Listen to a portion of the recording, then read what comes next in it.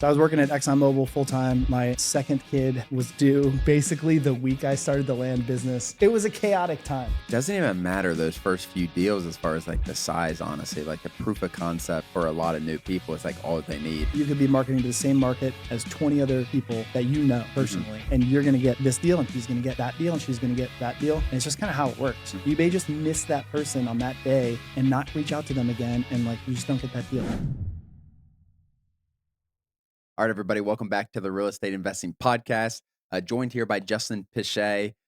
Justin, happy to have you. I know you do a lot of podcasts. Excited to connect in person for the first time. Yeah, I mean, I was just like talking to Clay a few weeks ago. I'm like, I've never met either of the app people. Yeah. So this is great. You texted me, and I was excited to come on. Being here with all these high level land investors, it's a really cool experience as far as just like the knowledge, just hearing all the different ways people are doing the business. Excited to hear your story. But I'm sure you kind of get that same thing, just the networking aspect of it.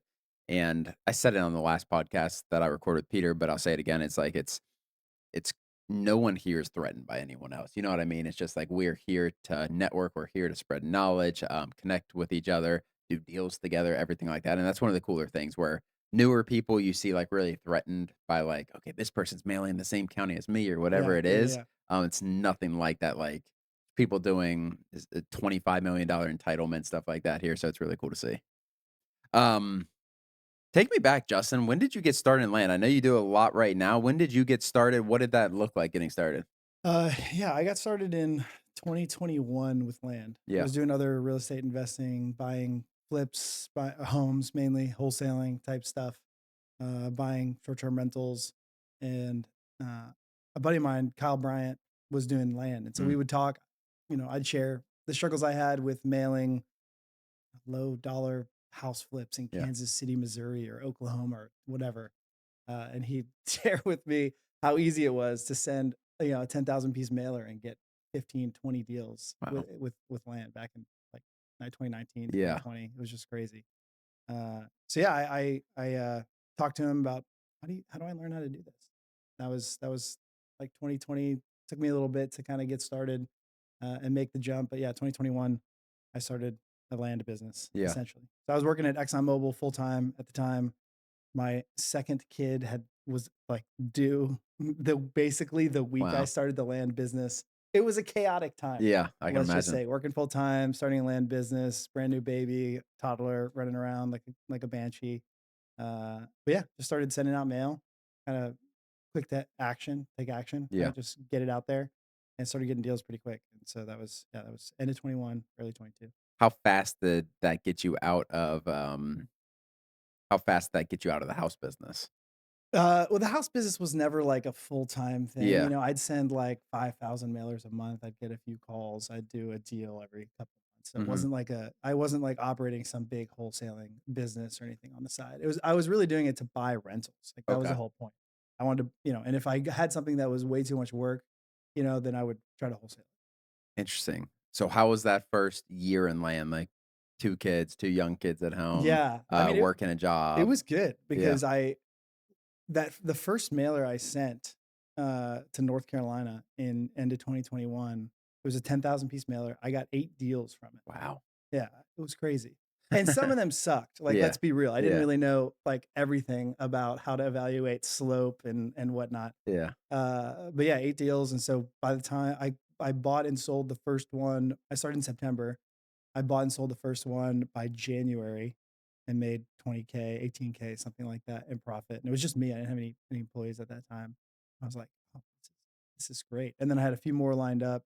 And within 6 months, I had more net profit than my entire annual salary at Exxon, which wasn't like, I mean, it wasn't crazy salary, Yeah. but it was good. I was a chemical engineer by degree, Yeah. had a team there.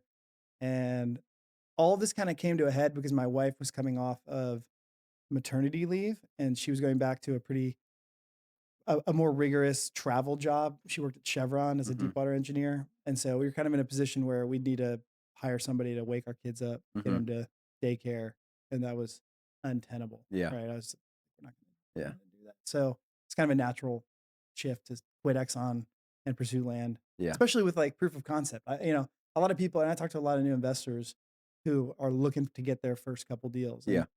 Back then it was a lot easier, Yeah. frankly. It's a lot harder today. Not Yeah. not to say it's impossible, it's just Yeah. it's a lot harder. And that's what they're looking for is like that proof of concept. So I was able to establish that really quickly, feel confident, and just make the jump. Yeah, it doesn't even matter those first few deals as far as, like, the size, honestly, like, the proof of concept for a lot of new people is, like, all they need. You see some people that proof of concept, then they just scale up. Proof of concept could be a $3,000 deal. Yeah, I hope it's not, yeah, but that being said, like, it just like, "Okay, this actually works," like, and I remember it, like, our first deal we did, and it took a while, like, it wasn't like the first mailer or anything like that. It was a struggle at first for Dan and I, but yeah, once you get that proof of concept, it is invigorating, it motivates you even more and, like, "Okay, if I did this with this many pieces of mail, like, if I just keep scaling up." So your wife went to back to work and you were raising the kids and doing land at home? I mean, sort of, right? She Yeah. went back to work. We had like childcare help, or we had a friend that was a nanny for a Yeah. bit, and my daughter went to kind of preschool Mhm. type stuff. But yeah, I mean, I was at least able to get them to school. Mhm. So I would walk them to school. I would pick them up at 3, and I'd work in the meantime. So what time period was that from when you got started in land to when you quit your, September corporate? middle to end of September is when I like started the LLC. Maybe early October 21 is when I sent the first mailer. Mhm. March of 22 is when I basically left Exxon. Yeah. It was kind of a sweet exit. I took all of my paternity leave, Yeah. I took all of my vacation, and then I was able to kinda come back and kinda get a severance package. So it was Yeah. actually pretty sweet. I got paid by Exxon all the way to November of the next year, even though Wow. I stopped working kind of officially in March. Wow. That's crazy, So yeah. it helped. I mean, it was 100%, almost like yeah. a free 5 months of, like, do whatever you want, because 'cause you're making the same money you were Yeah. before, just you have all your time to focus on your business. Yeah. So so were you, like, comfortable in that financially, or was it a stressful time in terms of, like, multiple kids? Yeah. What was your mindset there? Well, I mean, before leaving land, I was in the Navy for a bit. I worked at Amazon for a bit. I worked at Exxon for a bit. My wife had worked at Chevron the whole time. And for the first 5 years of our marriage, we both were basically like going on deployments, if you will. I would go on a deployment for 4 months. I'd spend Yeah. $0 other than rent and whatever utility bill it took to keep the house I was Yeah. renting running. And she would do the same thing. She'd go offshore for 2 weeks on a drill ship and come back. And oftentimes she wouldn't even come back to where we were living in Washington because I wasn't even there. So she just stayed at her parents' house in Texas or whatever. So for the first 5 years, we both made good money, from a W-2 perspective, but never didn't spend all that much other Mm. than traveling a bit. We didn't have fancy cars, we didn't. So by the time I started working or started the land business, I was in a comfortable financial position. Like Yeah. I wasn't there wasn't some dire need to make a ton more money to maintain our lifestyle. It was just we wanted a different lifestyle, and that Yeah. required, you know, more money, being able to replace her income with my business income as well. That's, yeah, I mean, that's definitely valuable if you're not like, it's a much harder to get started, start your own business if you're spending a ton every month Yeah, or and, like, it's almost like a cheat code for anybody who has a spouse that works, yeah. and you're looking to start a business or you're doing some sort of transition out of a Mhm. job, and especially for guys or gals in the military whose spouse has a job. If you're an entrepreneurial person, that's the time, Yeah. right? That you have this safety net of another income from a spouse, and if you Mhm. can maintain your lifestyle within that one income, you can have freedom to really pursue Yeah. something bigger. Yeah, I did the same thing. It was, I mean, we had so little expenses when we got started in land. I wish we still had those I know, dude. expenses. And you look Yeah, back like, "It's a you and me. $600 mortgage." Yeah, you and me both. You and me both. But yeah, obviously, yeah, my wife was working and she was pregnant at the time, and, like, I only had a certain amount of time. Like, I knew I'd have to get a job if I don't make the land work Yeah, within, like, 6 months, so that motivation, I also wanted to help my wife not have to work. So a lot of motivation there. But yeah, really good lesson in terms of, like, try not to spend too much if you're trying to entrepreneur stuff, like, there's gonna be ups and downs of it yeah, too. Like, once you get your feet wet, like, your years are pretty solid and you grow on them, but you're gonna have down years. Yeah, I think that's a lesson for everybody, not overspending for sure.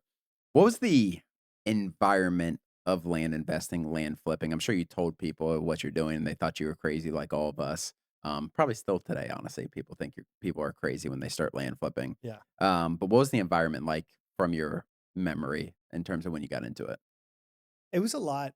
I mean, it was easier to find leads, I think, Mhm. and I don't know if there was more information arbitrage, like, we had more information than sellers back then, uh, or there was just less people sending mail and texting and cold calling and all that kinda stuff. So it felt like there was a real significant return on ad spend back then. Mm, Like you send out, I don't know, you spend 5 grand on mail, like you're gonna get 100 grand return on that mail in gross profit or something like that. So I remember it being like relatively easy. I don't know. I don't know if that yeah, like if you feel similarly, but I don't remember really struggling. It was just like let's scale. Like I spend more money, I make more money. I spend more money, I make more money. I need this person, I hire this person, so on and so forth. For the first really 2 years of the business, it was just like put more in, get more out. yeah. Not Uh, much more thinking to that, no, yeah, no, like I didn't have to get yeah, I didn't have to really like think about how to get an edge, you yeah, know? The edge was just being in the marketplace yep. and sending out marketing. That's a good point, and, yeah, I don't disagree, and, like, everything back then was just a straight flip, essentially, like, just buy Yeah, it, I had one flip it. tool, that's right, yeah, 2021 and most of 2022, I had one tool, it was like, "We're gonna buy this, and then we're gonna sell Yep, this," and that's it. So, nothing in like, we between. need it at 40, 50, 60% of market, and we're not buying above that, and Mhm, that's it.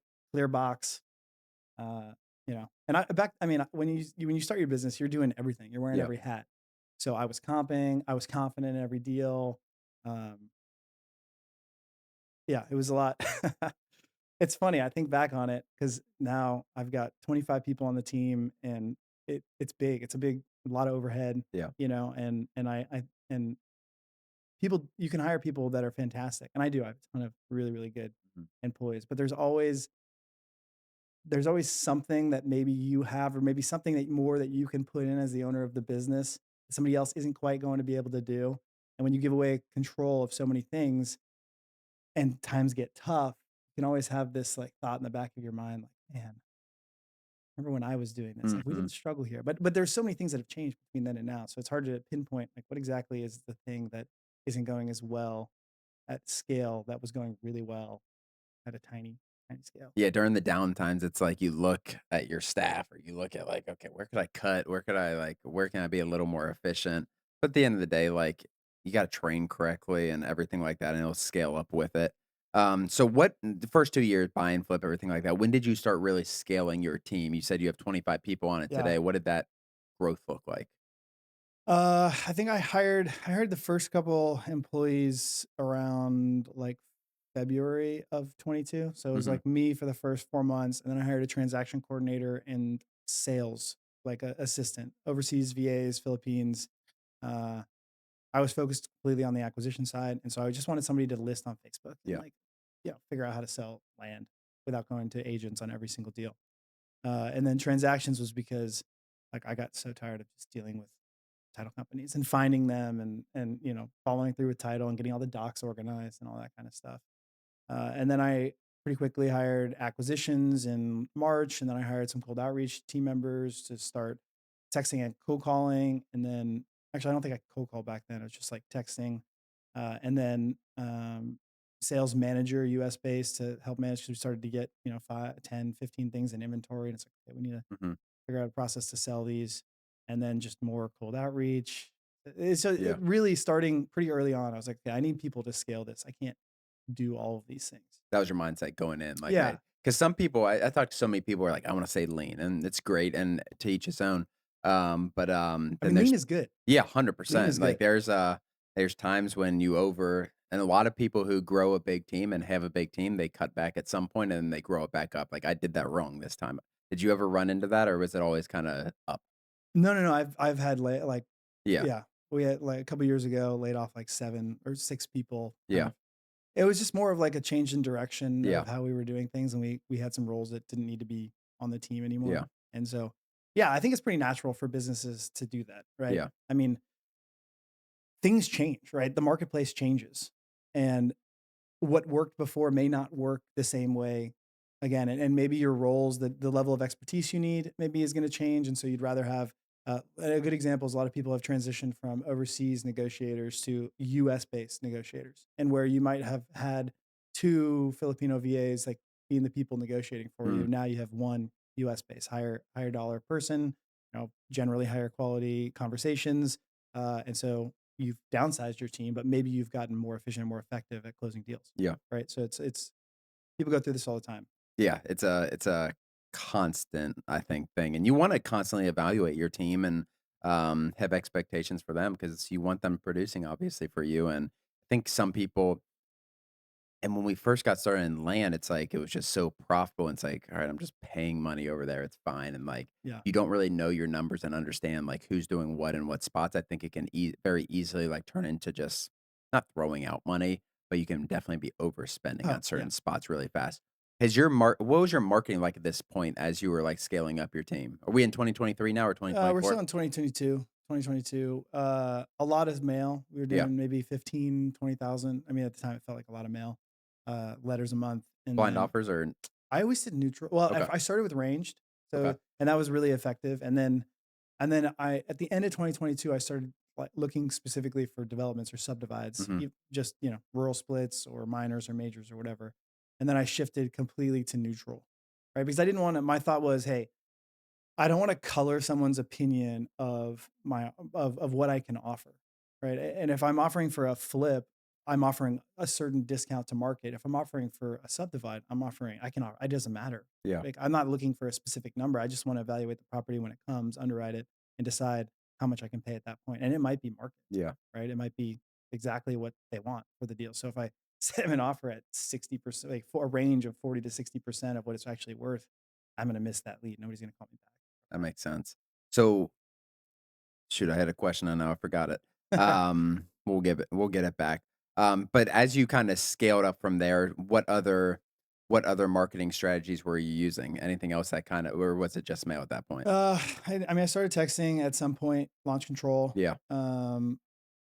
and I did that for about a year from kind of end of 22 to kind of 23 Hmm. timeframe. And I think October 23 is when like launch control kind of went Yeah. down Yeah. for Yeah. everybody. Is that right? Yeah. So that was pretty much it. And then I started cold calling at that point. Okay. So Agency or your team? a team. Okay. So Yeah. you hired a team. Talk about that in terms of Well, I had a couple people that were texting and then yeah. that needed Job. Okay. jobs, right? And so and we texting shut down so suddenly in 2023. Uh, and we had come to rely on that as a significant source of leads, Yeah. and the team is built around generating leads every single day. So, it's not a if you're in a mail only team, right? You don't need as many people, obviously, because your marketing is taken care of by these letters that go out. You need inbound and you need negotiators like lead management, negotiation, but you don't need a ton of people to generate these leads, right? You Yeah. have one person prepare all your mail basically, or you do it, which is what a lot of people Yeah. do. But when you have an active lead gen source where you're generating leads every day, you got to put the work in every day to generate leads. Those people need to work if the system shuts down. So we like literally within 2 days started cold calling. And you had texters just switch over to cold Yeah, calling. and they were all conversationally great. Like Yeah. none of them were poor English Yeah. conversational. So it was pretty easy to keep them working and generate leads via cold calling. So your strategy was they would did you have an American, like, negotiator and American acquisitions person at that time, No, or at they that were doing point, everything? well, I had overseas negotiators, and I still do. I Yeah. have one US based who's kind of the ops manager of the team, Mhm. who gets on the phone to close harder deals, bigger deals, and then I have two overseas negotiators. Wow. That's so this was 2023, you had all that on your I team. didn't have the US in 2023. Okay. That was added in. She was added in 24. But, I mean, you just quit your job a year ago, 18 months ago in terms of, when we're if we're still in 2023, and you're all of a sudden like, you went on a hiring spree, it sounds like, pretty darn fast. Yeah, yeah, yeah. It was just we needed. I wanted to scale right, and we Yeah. just needed people, and so Yeah. you gotta. What were your money goals at this point? Or, like, what was your kinda yeah, let's just go there. Like, what were you trying to do? Or is it just, like, not like, "Don't want to make $1,000,000 this year or 2,000,000." It's just like, "I wanna scale this thing and grow." Yeah, I think I was more like, I wanna double the business every year. That was Mm. kind of the goal. So, first year was a wash because I didn't have a sale that first, like, few months of, Yeah. starting the business, but second year, uh, I don't even know. I think second year we probably did, like, 1.5 in total sales. So, Yeah. not revenue by any stretch. I would call that total Yeah. sales, top line. And then the next year we sold like $4 million. And then the next year we sold $7 million in Mhm. land. And then, so it's just trying Yeah. to scale that and make sure the margins are protected each year. I didn't really have a goal. Yeah. I think this last year, actually, Clay and I were talking because we started doing the ground game podcast uh, like a little over a year ago, Mhm. and we were like, all right, we're gonna set a goal for next year. We're gonna talk about it and we're gonna try to achieve it. And I think I set like a $5 million gross profit goal. Yeah. And we weren't crazy far off, but we did not hit Yeah. that we're not gonna hit that goal Yeah. this year. So that was the first time I think I really had like a huge target to go after. Yeah. Uh so anyway. Yeah. No, I mean, that's cool to it's cool to shoot high and, like, you see some people set goals and you're like, "Dude, you're gonna pass that in April. Like, what's the point of setting a goal if you're gonna set a goal so low?" Um, what does your business look like today? I mean, one of the things that I think a lot of people do, or maybe not a lot of people, but people have done is they start with flipping, let's Mm, just say, and then they start doing developments, and then they kind of shut down the flipping side because completely yeah. because the developments are great, right? When they work, you can make a lot of money. I mean, one deal can make your entire year's worth Yeah. of flipping, and which has happened to me Yeah. before, right? And that's fantastic. I love it. But with development, there's also a lot more risk. You have to put a lot more money in to get the deal over the line, Yeah. and you're dependent on so many other parties and people, and oftentimes the payout can be over the course of years rather than one big payout, like an entitlement deal. Yeah. But even an entitlement deal, it could take 18 months to get all your approvals and line up the buyer and double close that thing, whatever, with a builder. Mhm. Um, and so I did not want to do that.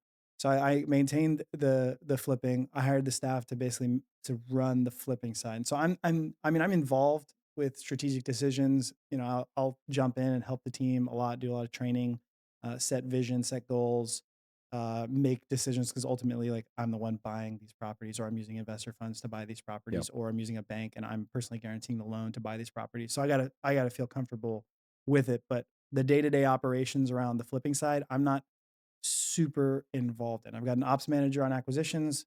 I've got a sales manager on sales. I've got a personal assistant who does all the closing docs, TC that lines everything up, project manager that runs like minor, small subdivides or any improvement work we need to do to flips. Mhm. So I'm not really like in the weeds every single day on the flipping side. I spend my time kind of focused on bigger developments, Yeah. raising money, working with partners right now. That's cool. What's like a normal development look like? Are you doing neighborhood what do you actually develop? Are you going ground up or what are you Yeah, doing for this?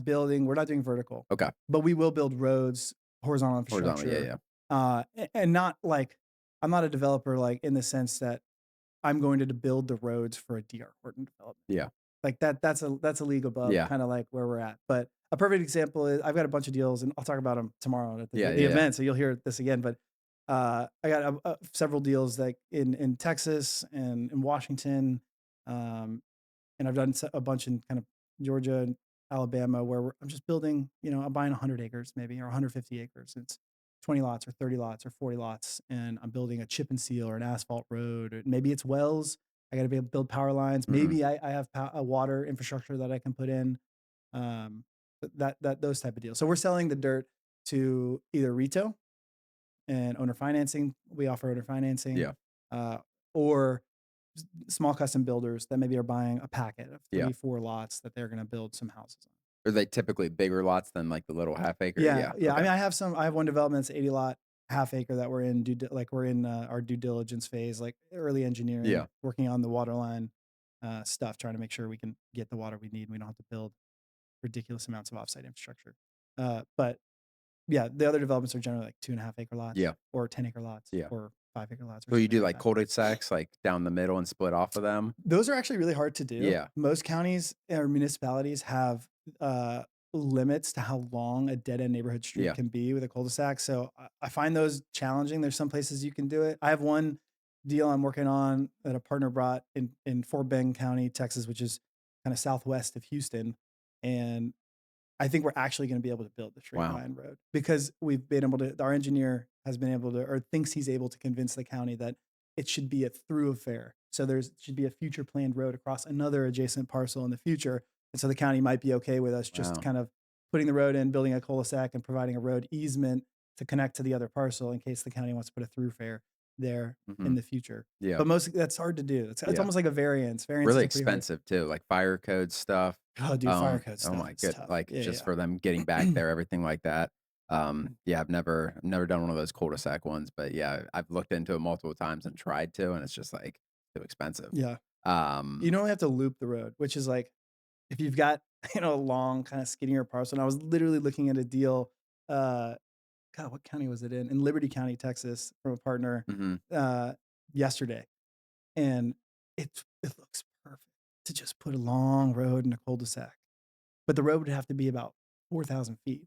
It's not a particularly long road, but as a dead end, the county has a regulation that says dead end or cul-de-sac street neighborhood roads can only be 800 feet. So you've got to build a loop of sorts that's 30 goes 3,200 feet into the property, and then the cul-de-sac, which essentially doubles your road cost, Mm. even though it doesn't really like need it. Like it's not, it wouldn't be better served by a loop, but for fire code purposes, for turnarounds, for all that kind of stuff, that's the requirements they put in. So it makes it challenging sometimes. Real quick, guys, before we get back to the episode, if you're looking to get into land flipping, get your first land deal. We have helped so many people with our one-on-one coaching. If you guys want to schedule a call, learn more, hit the link below, landinvestingonline.com/consultation, schedule a call, and we'll help you out. What gap is there from someone or Justin from 5 years ago to what you are today in terms of doing those bigger deals? Like what was the transition like for you going from small subdivides, maybe buying flips to developing some? Yeah, no, that's a great question. So I did in 2022. I did the Justin Sleva, Adam Southey, Trevor Probant. They had this subdivide masterclass, as Mhm. I called it, and it was.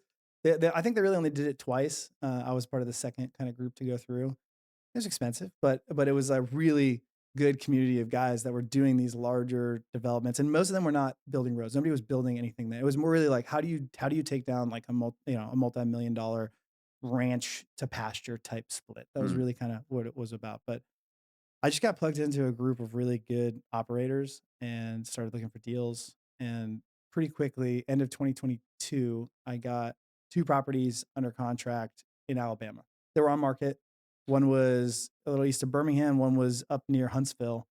Um, and I started looking at, hey, how do I subdivide this? And the first one that I got under contract in near Huntsville was had I didn't know all this stuff, but it was a major subdivide. Right, I didn't build a road. I actually made a conscious decision not to build a road. Mm. I probably could have gotten a lot more like absolute return, but not better cash on cash return. And then at the time, I was like, man, I know what I'm doing, so I'm not going to add a bunch of risk and and just complexity and timeline to this Yeah. deal. I'm just going to keep it simple. Had roads kind of all around, cut it around the road. But I had to hire an engineer. I had to step through like a 9-month county process to make sure my driveways were in the right position, and we had the right uh, amount of detention for the rainwater runoff, and then we had to build the detention, and there's all these different things we had to do. And so I just learned a lot through that process, and working with the county, working with the engineer, figuring out all the things that needed to be done, bidding out six-figure contracts on building these detention ponds, and then working through selling all the lots. And so it's almost like Yeah. my first deal was a major, even though it was kind of an easy Mhm. major. And so then every deal since then, I've just learned something else, right? You just learn, oh, I need to look out for this, Yeah. or I need to look out for that. Uh, you lose a little bit of money, But you did that first one by yourself though, not partnered with anyone? So I had investors in the deal, the Yeah. group of guys. I gave up a lot of equity, Yeah, but yeah. I still made good money, and it was a great But they learning. helped you along the way. They didn't help me kind of operate it, I would say. I think if I had a question, Justin Yeah. Sleva was there to help answer. He was fantastic. Same with Trevor. But even this development was kind of a little different than what they Mhm. normally worked on, and they didn't have Alabama as their Yeah. market, so they didn't really know. But anytime I needed advice, they'd be there for it. It's important to have those people, and I'm sure you see it from talking to a lot of people, like, just having someone to look up to, having someone a little bit ahead, and, like, this, event that we're at right now, it's so Yeah. cool to see people doing stuff, like, the next level of stuff, and it's just, like, meeting those people and hearing their stories and, like, how to do those deals. So, so valuable, and there's so many different I know I've talked on this quite a bit in terms of that, but it's so valuable just looking up to people who are doing really, really cool stuff, really big deals. Um so what's kinda next for you? I know you're doing podcast stuff. Are you doing any education, anything like that? Yeah, I mean, a little bit. I do. I've had some coaching clients. Yeah, And I have like a website set up for it, but honestly, I'm so busy with these yeah, developments right now that I've not really taken on kind of new clients. I'm just kind of referring them out yeah, to other people if yeah. people come. But one thing I always have time for is evaluating deals. Mhm. Like if somebody's got a good deal, or even a deal they think might be good and they wanna look at it through a development lens, like, I always make time for Yeah. people. A, because I'd love to partner, but B, because I don't want people to lose their shirt, like, going Yeah. after these deals. I mean, it sucks. Yeah. A lot of people get really excited about deals, and then they have Yeah. a experienced person look at it like, "Yeah, Yeah, I sorry. know. I have Sorry to and dude, tell I you." have that happen, like, Yeah. once a week. Oh, Somebody yeah. emails me something or sets up, like, a time on my calendar, like, "Hey, I have this deal I wanna look at." I look at it with them, and I'm just a couple questions in, I'm like, "Eh, you know, I don't Yeah. know, man. I don't Yeah. think this You gotta is." get this for, Yeah. 10% of the Yeah, price. exactly. What about the podcast stuff? How'd that come about? There was yeah, Clay and I were just we met a couple years before that, and I don't know. I feel like in the land investing space, there's a lot of interview shows, and they're fantastic. Yeah. Like, this is great. But we're talking about a lot of good stuff. You know what I mean? And That's a there good point. and it's good because like there's a lot of things that I've done or that your guests have done that are good and people need to hear that. So they have direction of where to go.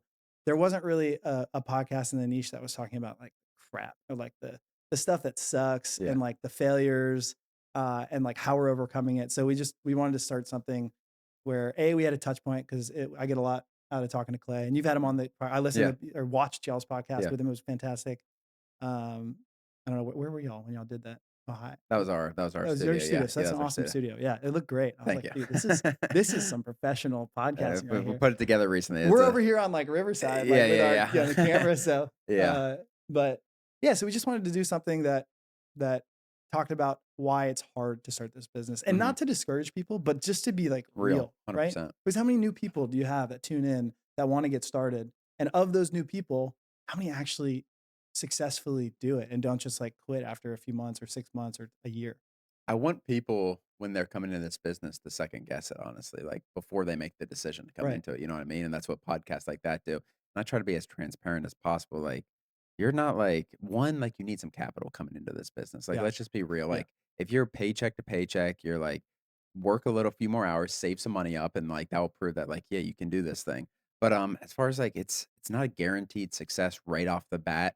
If you stick to it, like you can definitely make money in this business, obviously. But yeah, I think voices being real about why this business is hard is really, really important. I like that you're doing that. Yeah, and again, it's like not to discourage people from starting the business. I have an abundance mindset, Yeah. just like you were talking about earlier. Like nobody here is threatened by anybody else because I mean, there's so many deals out there, and we all know, at least those of us who are experienced, it's getting a deal is mostly a circumstance of being in the right place and talking to the right person at the right time, and you could be marketing to the same market as 20 other people that you know Mhm. personally, and you're going to get this deal, and he's going to get that deal, and she's going to get that deal, and it's just kind of how it works. Mhm. Yeah, maybe you're a little more likely if people aren't marketing to your same Yeah. same market, but probably not. You may just miss that person on that day and not reach out to them again, and like you just don't get that deal. So it's definitely like a cooperative kind of feeling. Um, and I lost my train of thought where I was No, you're going. good. One thing I've noticed over the last probably, I don't know, 18, 24 months, and I say it a lot, it's like it's turned into more of a business than like a side hustle. Yeah, for Like you sure. said, when you're first getting into it, like send mail, get deals, send more mail, get more deals. Yep. Now it's like KPIs, um, A/B testing marketing strategies, um, sales processes. What are you seeing in terms of that, or just Yeah. is it No, like, yeah, I just agree? I agree 100%. And I was at Drew Haney's event in Denver Hmm. earlier this year, and Sumner Healy was talking, and he was saying we're now in what I like to call the scale era Hmm. of this business. And I like really agreed with him. I agree with that. I think gone are the days of just you can and let me qualify, right? There are ways to just get lucky. I mean, you could send out a mailer and just like nail a 500 or $500,000 deal in your Yeah. first go. It's possible, and people have done it, but that's not normal, right? That's not like the way it goes for everybody. In fact, it's rare to nail that huge deal on like one mailer or Hmm. 1 month of operating.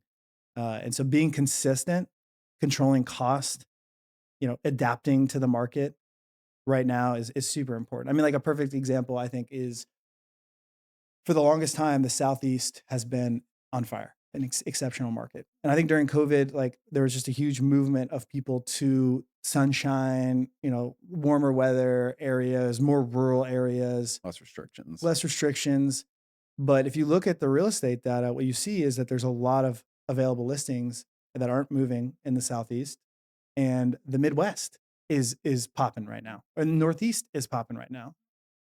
And Yeah. so being able to shift markets and go after these places where there's more traction, there's more demand, uh, you know, you need to be able to do that in this business. And if you're new and you're just kind of like going after one state and the market shifts in that state, you don't necessarily have this, maybe you don't have the skill set or the knowledge to say, okay, well, I need to look for something Yeah. else. And you don't maybe know the best way to build the kind of a team in that place. Like, who are your brokers? Who are your title companies? Who are your surveyors? Who are your engineers?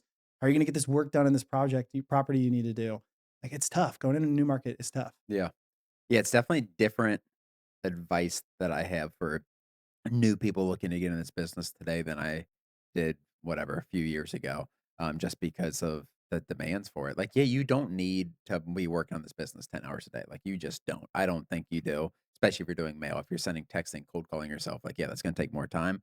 But that being said, like, you got to be efficient. You got to understand processes. There's just so much I don't wanna say more that goes into it, just feels like a business, you know what I Yeah. mean? Like, it feels like any other business. You advertise, which is our marketing, which is our mail, whatever it is. You have sales processes coming in, you try to sell the land, KPIs, like I said before. Managing your budget, I think, is more important than ever because, like I said, like, when we first got started in this business, it's like, "Okay, screw my budget, like, I don't care. I'll send Yeah. more in marketing, like, I don't have my profit loss doesn't matter. I know it's profit." Yeah. I You know know it's what profit. I I'll mean? try out this system and Yeah, that yeah, yeah. system and spend 10 grand here and 8 grand there, whatever. You can't, yeah, it's tough to do that now. It's just not the same. What, that's what I wanted to ask. What are you doing in terms of getting deals for your development deals? Are you just what's that marketing look like? Yeah, I mean, a lot of it is partners, Yeah, right? So I mean, that's kind of one of the purposes, I guess, of doing podcasts and yeah, like just being kind of out there and publicly showing what you're doing is because if you build it in public and people see that you're doing something that they want to do, they might bring deals. So a lot of deals we're looking at are from partners, which is yeah, great because I mean, at this point, I've got the team, I've got the investors, I've got the banking relationships to take down these multi-million dollar development deals, and bring the partner who brings the deal along, mhm, and they can make a lot of money. Um, Obviously we got to make money too. yeah, But frankly, it's really hard to establish all those relationships, yeah, and it's taken years and years to do it. yeah, So that's a big piece of it. Otherwise, we're underwriting a lot of on market stuff. People that raise their hand and say I want to sell, and they have a big acreage and a nice area. Those are good targets for us. And I know mhm, a lot of people are doing that, looking yeah, for these on market deals, but there's still a ton of execution that goes behind it, and being able to see kind of the bigger picture for these deals and getting on them quick is important. And most of them fail. I mean, like frankly, we lose a lot of money on due diligence and earnest money because mhm, it takes a long time to figure out if a deal is really going to work, mhm, especially these larger deals. And money. I mean, you got to do like if we're gonna do a project that requires engineering and a site plan and water infrastructure and stuff like that.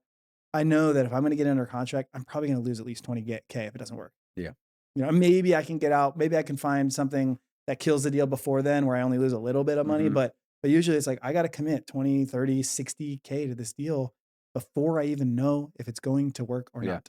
And that's tough for people, a lot of yeah, people. I get it. It's tough for me. I yeah. mean, but the payoff is worth it when you find the one that, Just cost of doing business, like, you're it is the gonna cost of doing what is the business. percentage of those that you get under contract that come or that end up going through, versus ones where you might lose Ugh, some earnest probably money? like less than 30% actually make it Really? through. Okay. Yeah.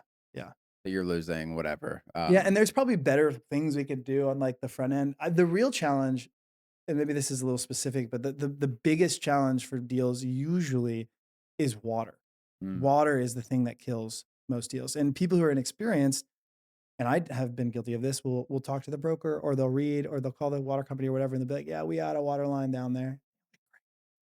like a seller saying a property is not an HOA, like, Yeah, it's yeah. like, "Awesome, I have water. I wanna put Yeah. these, like, 40 lots on this property. Fantastic." And you just start moving down the thing, and you hire your engineer, and you get the survey, and you're 50, 60K in, and you get to, like, you have your and you do all this stuff before you meet with the county, whatever, and then you get there, and they're like, "Okay, well, where's your water study, your water analysis? We need the signature from the water company." And you're like, "Oh, okay." So you go and talk to the water company, and you go, "Hey, you guys told me there's water here." And you're like, "Oh, we need to do an engineered study to see what we can provide." You're like, "Oh, okay. How much does that cost?" Like 5 grand, 6 grand, 2 grand. I've had a bunch of different numbers. Takes 60 days. You're like, "Oh, contract's almost up. Like, I was supposed to get this thing approved. Okay, Oh, I wow. gotta get an extension on this Yeah. contract. Okay, now I'm doing this water line stuff."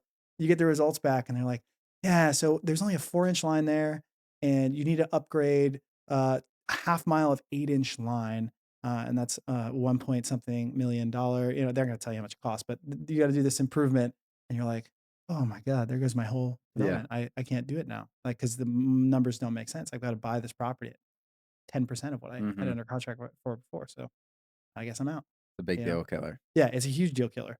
And when you're evaluating these deals, you've got to figure out a way to kill the deal as quickly as possible with as little money lost as possible. And you've got to give yourself enough time Mhm. to do it because you can move quicker on developments, but you have to do a bunch of things at the same time. And one of those things is may kill the deal, but if you do them all at the same time, you're spending all that kind of Mm. due diligence money, and that's not like the best way use of capital. You're gonna lose a lot more money that way. So, like, kind of when I'm getting these things under contract, I try to get a lot of time, minimum 6 months, and sometimes Yeah. make it dependent on certain, approvals or whatever, and make sure that my due diligence period is really long so that I can discover the main deal killers kind of in sequentially rather than doing them all at once and spending a lot more money.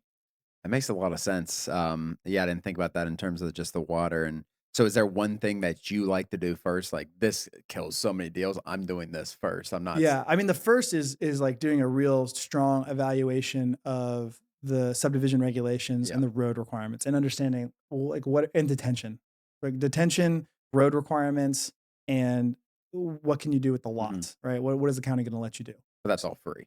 That's yeah. I mean, usually you hire an engineering firm, but that's it's not super expensive. Yeah. Maybe cost you 10 grand or Yeah. 8 grand or something to get them to get you a site plan Yeah. that's Yeah. like non-variance site plan, so you know if you present it well and the engineering works out, the county will generally approve it. And then you have to have the site plan or at least your lot count before you do water in most cases. Because the water companies have their own engineers. Those engineers are going to evaluate your specific plan and their pressure and water capacity on the road and where you're going to connect and how what size lines and what's the fire flow and what's the residential flow. They're going to do all their calculations and tell Hmm. you, hey, you're good. Our existing infrastructure can support it. Or hey, you're not good. You need to upgrade this amount of water line, so on and so forth. So you've got to kind of do that initial engineering before you get into water. And then once you get water answered, power is usually not a huge deal in most Hmm. places, but it can be complex. Like Hmm. if you have a really big development and you have to upgrade some like offsite substation, that could be really expensive and can Yeah. kill a deal. There's a lot that goes into And then that. So, dude, go ahead. Go ahead. Go the ahead. last one I know No, go ahead. is access. So you might have great access off of some county road, but a certain size of development will create a certain number of trips, and that certain number of trips may kick you into some sort of in Texas it'd be text dot like entrance where you have Mhm. to widen the existing county road. You might have to provide some sort of stoplight or turn lanes or whatever, and that can be really expensive as well. Wow. Yeah, there's a lot that goes into that. Um, that's crazy. So how long, like start to finish? You say you try to get 6 month like due diligence contracts, so you're not losing your earnest money necessarily. Yeah, You're just losing the money on the studies and stuff. How long do the deals typically go from start getting under contract to actually making the money? yeah. I mean, actually making the money. Yeah, but it depends on the That's what we're sell. trying to do, right? Yeah, I know. It depends on the sell through rate of the area and like Mhm. how many lots you're creating. But usually I'm underwriting something like a 3-year kinda hold period. Mhm. So, uh, by the time we get it under contract, ideally, we've bought it at 6 months. If it's a simple thing to approve, we've already had our county meetings, we've evaluated all the deal killers, everything's good there. We will buy it without getting the final plat Yeah. approved in a lot of cases. If it's an entitlement deal, that's totally different. I'm talking about deals that Yeah. Yeah. Yeah. we're building, like, we're taking full cycle, and we're selling the individual lots. Uh, and then once we buy it, we're usually budgeting 6 to 9 months of building, getting the plat approved, getting the roads built, getting the infrastructure in, and then maybe 2.5 years of selling Yeah. properties, Wow. kinda what we're doing. What I think this will help a lot of new people maybe. What's like one thing since you've been in this business that has changed the most significantly? I know there's 100 things we can probably think of. But what's one thing in land flipping, land investing that you think has changed more than anything else since you've gotten into it 2021? Uh, I think it's gotta I mean, there's so many things. I think the main or the biggest change has just been the amount of information sellers have. Mm. I think a lot of the online platforms, right, like Zillow, Redfin, etcetera, are just they're better than maybe they used to be, or more people know how to use them. And so the what what used to be everyone's edge back when I started and probably definitely before was information arbitrage. Mhm. Having more information, right? We used data tree back in the Yeah. day, right? Everybody used data tree. That was like what everybody's entrance point. And data tree had up to the like, week or month, whatever, sales data all over the place that wasn't necessarily updated on all these other websites. So you can go in and you can look at all these parcels around the parcel that you're buying and see what they sold for pretty quickly in disclosure states. Mm. And but sellers maybe didn't have information that access to that information. And so it was easier to kind of negotiate a good price on properties that you thought might be able to sell for more. Yeah. And also, at least when I started, it was kind of coming off the heels of COVID, prices were just going up Yeah. at that time. Yeah. Like the market was just like you buy something like you're going to be able to sell it for more. More and more people want to buy. They're kind of they're like later adopters. You're kind of up the curve. But now obviously interest rates are a lot higher. People are feeling a little bit more economically strained. There's not as many buyers for parcels. So kind of the first shift was going from pretty much all cash sales to a significant portion of owner finance sales. And we're even going for like we're just doing more and more owner Mhm. financing than we ever have before. Yeah, the seller information is not one that I've really heard much, but it makes a ton of sense. And yeah, they're not maybe because they get a lot of offers and stuff like that, and then they're like, "Hey, why does everyone want Yeah. to buy my land?" Then they Yeah. look into it. So I think there's a lot that goes into their information because I get information from a bunch of people reaching out to me about buying something that I own. So like that's probably a combination with like Zillow, Redfin, other tools that people are using just like, okay, what can I actually get? A lot of people are offering me $40,000 for my land. Can I get more for that? I still think there's a big gap in terms of, I don't know, realtors being able to properly analyze deals, stuff like that. And that's where sellers first go to a lot of times, like Yeah. call a local realtor. And a lot of times it's a person that sells houses and they have no damn clue. They're like, yeah, Oh, yeah. sell to that person. What's your relationship like with realtors? I had Peter on before, and Peter's like, "Yeah, uh, don't." He's like, he sells everything himself. He loves selling land Yeah. himself." We partner with realtors all the Yeah. time. Yeah, yeah. I think finding a good realtor is tough, but it's really valuable. We still do I have an in-house sales team. It's like 4 people, sales manager, 3 assistants. So we still list and sell. We market on Facebook. We Mhm. have lands.com accounts. We use Baycom or other brokerless MLS type stuff. But we partner with realtors on almost every deal we can because I want maximum exposure, Yeah, right? And if we're able to sell the property without a realtor, great.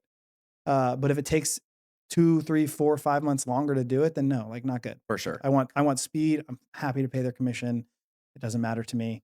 Um, For me, I've never had problems with the commission aspect of realtors. I've always sometimes it's slower with realtors, yeah, if you do get the wrong realtors, and I have issues with if they drop my price $10,000, I get charged $9,400. They only lose $600 if they're getting 6%, yeah, and that's what, like, I don't believe they do a great job negotiating on your behalf yeah, for the most part because it makes sense, like, it affects their pocket a lot less than it affects yeah, our I pocket agree as with that. sellers, so that's where I think money is lost more than the 6%, the 10%, whatever you're paying your realtor. I don't know if you've seen that as well. No, I agree with that. I agree with that. I prefer and that's why we still market. Is like Yeah. even though we have an MLS listing, really what that does is adds credibility to the sale. There's a lot of people just aren't comfortable Mhm. buying land from some random person or some random company. They don't see it listed on the MLS. They don't understand how it works. They don't understand how real estate transactions work. They need somebody to hold their hand. They want to go visit the property with someone. And that's like the main reason why we started going with realtors. Because I used to sell everything Yeah. myself. I never went to a realtor. But the main reason we started going is because no matter how many drone videos of like driving up to the property or how many graphics of Yeah. exactly where the property boundaries were, we would provide, so many people just couldn't find it or like didn't feel comfortable or whatever. So having a realtor that can actually go out and meet the person, that was the draw for Yeah. us. And we actually identify more than half of the buyers for our properties and we negotiate with them and we bring them through our sales pipeline and then we send them to the realtor. I like that strategy, honestly, because it's like so many people hire something or outsource something, then they like don't do anything themselves. Like the realtor will take care of it. Like, no, the hell they No, won't a they lot of won't. the I times. actually had a conversation with a buddy of mine back in July, kind of big investor in the space, maybe not Mhm. not particularly well known, but we were talking, and he has a really similar sized business to me, and he was telling me he hadn't had a single sale of any property, and he's got 100 things in inventory in like 2 months. I was like, holy man! That's That's brutal. stressful. That's really stressful. Yeah. You got so much Wow. inventory and I asked him, I was like, "Hey, do you do any of your own sales? Do you have an in-house sales team? Do you do any Facebook? Do you do any Lands of America?" He's like, "No, it's all realtors." Mm, Man, yeah, you probably want a little control over it. You I want some agree. options yourself to negotiate and kinda get it in front of more people, different people. Realtors number first thing they're gonna do to try to sell your property is tell you you need to lower the price Yeah. every single time. What before we finish off here, what advice would you have? You do a lot obviously in this business. You've been in this a long time. What advice would you have for someone looking to get into land right now? For someone looking to get into land, what advice would I have? Unless it's don't. No, it's not don't. It's not don't. Okay, I think the advice is control cost and do as much yourself as you can at first Mm, and learn it all. Like there's a lot of glamour, if you will, and like hiring a team and managing people. And like some people are like, oh, I want to have like a big team. And but hustling yourself, keeping costs low, proving concept, is probably like the advice I would give to somebody. And I think like coming into this business, you need to have some capital. You said it earlier. I think you've got to have at least 6 months. Yeah, maybe, I mean, that at least is a strong word. I would recommend having 6 months of operating capital that you know you're willing to lose. yep. So if you're and having a significant enough marketing budget to actually produce lead flow. Yeah. So minimum, maybe you're spending 5 grand a month at minimum. It'd be hard to imagine somebody Yeah. spending much less than that and having high odds of getting a deal in that first 6 month period. So having money to spend, knowing you're going to spend it, and being committed to the process of getting your first deal done. Yeah. Well, Justin, I appreciate that.